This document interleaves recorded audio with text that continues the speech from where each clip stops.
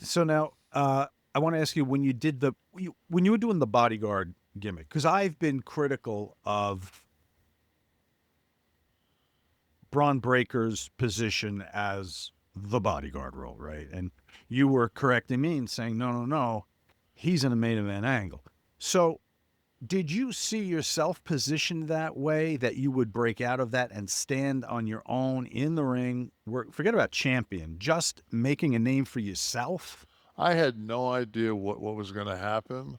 I knew that Sean was so good and Sean was getting heat because a lot of, like, you'll see guys that work on the outside of the ring and they'll do 4 or 5 things during the course of a match to interfere with the two participants in the ring. I would do one thing during the course of that match and it would change the complexity of the match. And it was If I was important because it if I was the was going one. to interfere, it was gonna that was it. We were going home. So not only did Sean have a ton of heat, but I was absorbing his heat because I was keeping that strap on him Mm-hmm. in their estimation. Like if you didn't have that fucking big goon with him, he would have lost. Mm. And I was smart enough to fucking know that. Wasn't nobody telling me that. But as far as getting away from Sean, Sean got drunk. Somebody fucking Mickeyed his beer with a fucking some Winstrol, and he came up dirty on a piss test for steroids. And everybody knew we were getting fucking drug tested all the time. So he said, "Fuck you, I'm gonna go home." And he sat out, and then fucking I came in and they gave me that push at the Rumble in '94 in Providence. And then I got the IC strap from Scott in Rochester, and I was off to the races. And then that King of the Ring at Baltimore was my first world title. I wrestled Bret Hart, and that was the first time that I got to sit under his learning tree, and he taught me basically how to work a main event match. you've talked about main event style, Right. right? And it's something maybe all the guys you would use that term. I don't know if it was only you, but it was something you would try to get younger guys or just guys that came, talk to you, rode with you to understand that there's a difference. Um, can you give me some of that? I mean,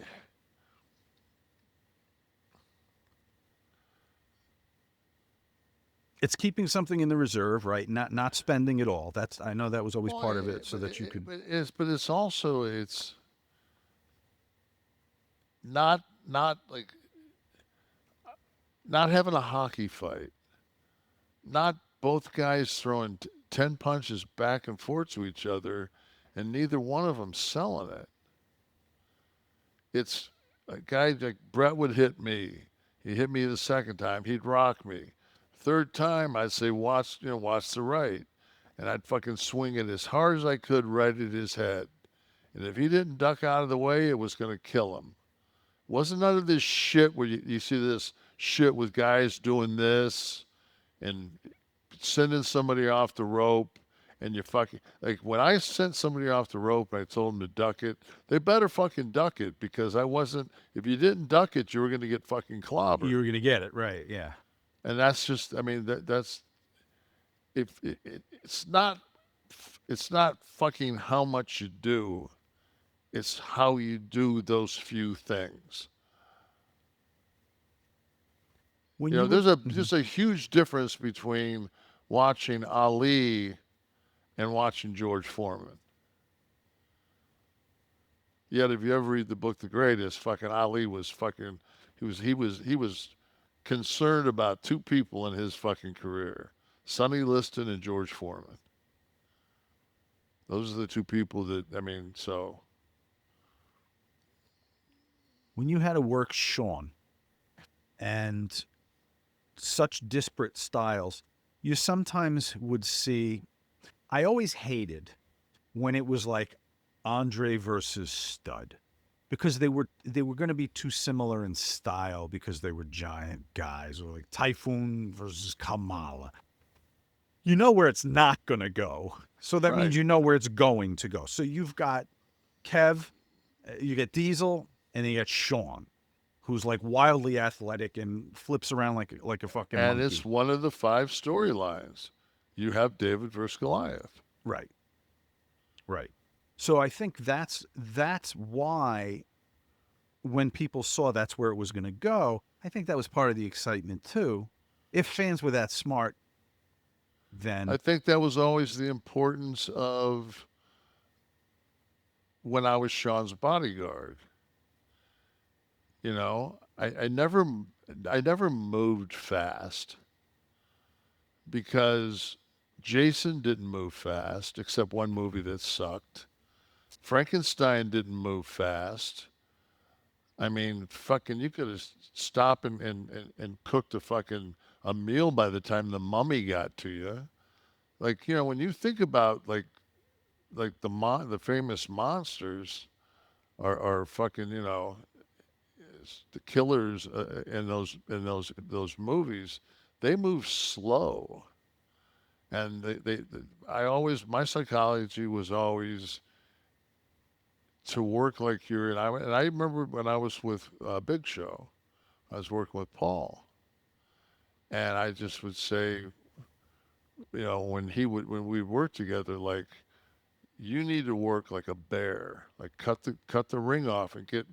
And that's what I did. I'd cut the ring off, get you the corner, and I'd give you the knees and the elbows and the punches and the boot to the neck, and I would beat you down until you got out of that, and then we might do one or two spots, and then eventually I'd cut you off, give you a front turnbuckle, go over, do the same thing, and there was a psychology to it. I can't beat you if you're fucking mobile. If I can get you in the corner and I can pound on you, my physical size and strength will beat you. mm, And it was an easy story for the announcer to tell. It was an easy story for the person watching to understand. mm-hmm. I Yeah. didn't, I didn't have, there was nobody in the back going, thinking it was a scene from The Jerk when they're like, oh my God, he hates Hates his these left cans. elbow. Okay. You know, it's like, it's these fucking cans. Let me It's tell you about just, these cans, Kev. These cans right here. ah, Kev, I'm not done talking about what we were talking about. I want to stay on you working Sean for a minute. Am I right in saying that just because of how Sean was at the time, that he might try to blow you up a little bit or try to get an upper hand, a professional upper hand in the ring by working you certain ways, and then you would maybe grab a chin lock and lean on him a little heavy I mean, to yeah, slow but him down a little? but that was always, or try to tuck hair down the guy's throat, Everybody had those fucking mullets. Take that shit and put it in their fucking mouth and tuck it in their fucking mouth so they gag on their own hair.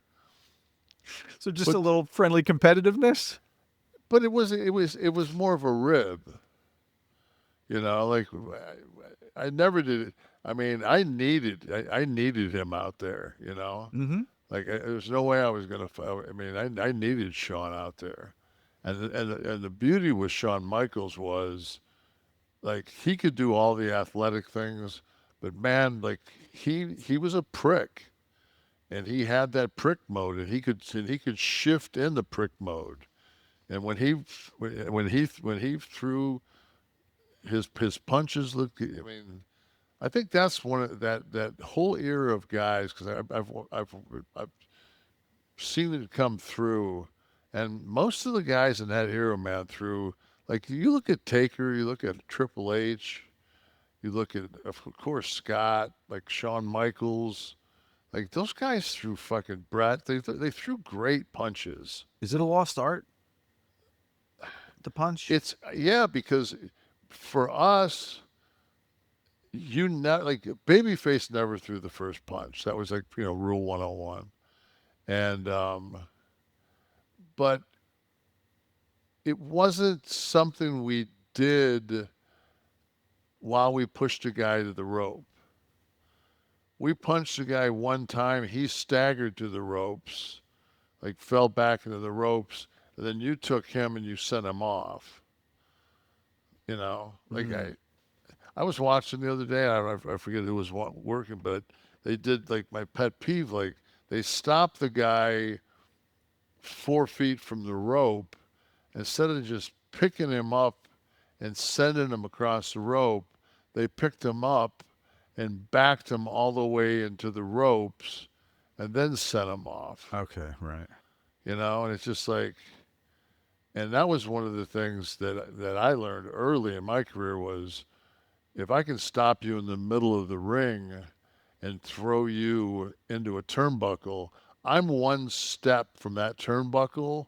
So if you move, it doesn't look like there's nothing worse than sending a guy turnbuckle to turnbuckle. You taking 3.5 steps and the guy getting the foot up, like really? Like why the fuck? Why would you do? Why would you do? Why wouldn't you just fucking pull the guy out by his hair, punch him one time, and send him right back in the turnbuckle that he was in? Are we Because you got supposed? to do that fucking high spot, and then you got to get the guy on the top turnbuckle, and then he's got to get up there, and then you got to get down the second, and then you each take turns like you're fucking doing a Lego fucking dance together, of fucking hooking each other up, and like That's a bit of a pet peeve when I could see yeah, they're the help. working, I could see they're the work, help yeah. in what's supposed to be a battle. Yeah, no, I understand that. And But you know um, what? When you see when it's done well, and I've seen like some of the King of the Ring, like, everybody knows my pet peeve on fucking having more. If it's not a tag match, there shouldn't be more than two people on the campus. And these four-way matches, and I know that they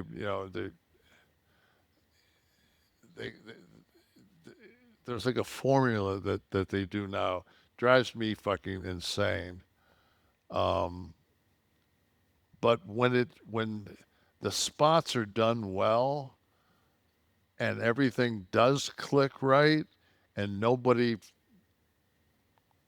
like doesn't rush through shit, it's amazing how the crowd like when there's a certain synchronicity, the people like it's 1001,002. This is awesome. This is awesome. Like mhm. they're not fucking up. They're not fucking up because like you've got them. Like okay, like you have me now because you haven't done anything that is so pro wrestling that I gotta go like ah fuck. Right.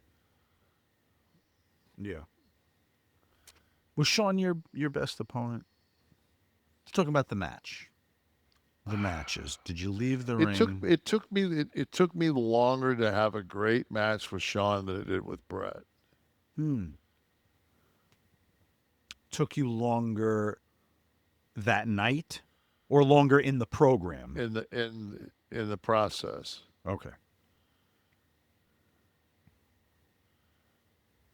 Whereas Brett was so polished, it was a turnkey kind of No, thing. it wasn't that Sean wasn't as polished.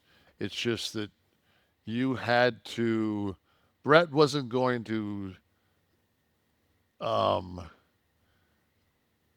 clothesline you or super kick you or whatever over the top rope, and before the spot, him say, "I'm going up top. Just get a hand on me." Like just like I'm going up top. Mm-hmm. So then that changes like that changes a lot of things because he's coming off now. You don't have that like you've got to go into the cell. Like there's where Brett was more in ring. I think like, of all the things that Brett and I did, I think like the Survivor Series when he called that spot where I shot him with I kind of shoulder blocked him off the apron through the Spanish announce table, which was the first time anybody went through the Spanish announce table, and that was Brett's call. Um, like it was such a like the people were just like, "What the fuck?" And I just looked around and the place went silent. And then all I had to do was take my time. Mm-hmm. I mean, just take my time, grab him by his hair, drag him, throw him in, and we went into this. That's where we went right into the finish. I went to go give him the power bomb. He fell out of my uh, out of my grasp, and I was still a babyface at that point. And I kind of like I tried facially to say like Jesus, like what the fuck's like what's gotten into me? Like I'm taking shortcuts. That this isn't me. This Mm. isn't Diesel. This isn't Diesel. And then that split second of me reaching down to pick him up the next time, he fucking small packaged me. Mm-hmm. And then that's when I told the truck, make sure you get a close up of my face on after the 3 count when I set up. I said, motherfucker, and then I went off and I fucking power bombed everybody and I basically turned heel. So You were gradually telling the story through the match. right, We hear that term a lot. Tell a story, and that's what you're that's and describing. that's and to me I think that's the whole thing. Like, what's the story? What are you telling me?